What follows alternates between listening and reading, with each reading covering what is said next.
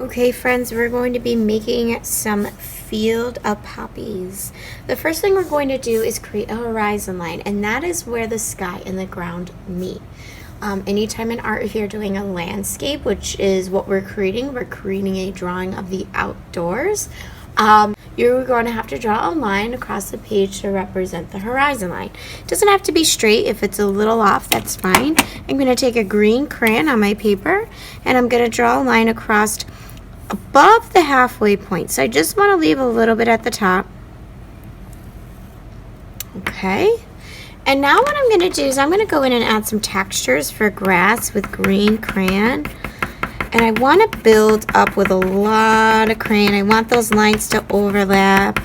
They can go a little bit over and outside that horizon line you drew, but you're just going to keep building up with a bunch of green. You almost don't want to see any blue in your green area. So this is going to take some time, my friends. So go ahead and build up with some green lines all throughout the bottom of that horizon. Friends, once you've built up with some green lines, I still have a little blue left. I'm going to go in with some yellow, and what that yellow is going to do is it's going to brighten some of my green and help me fill in those spaces that still have blue in them. So go ahead and keep painting. If you have a darker green, you can go in with different shades of green. We're just going to keep building up with green and yellow. I'm going to make some mountains. I'm going to be using my brown crayon to make my mountains, but if you have a different color you'd like to use, that's fine, my friends.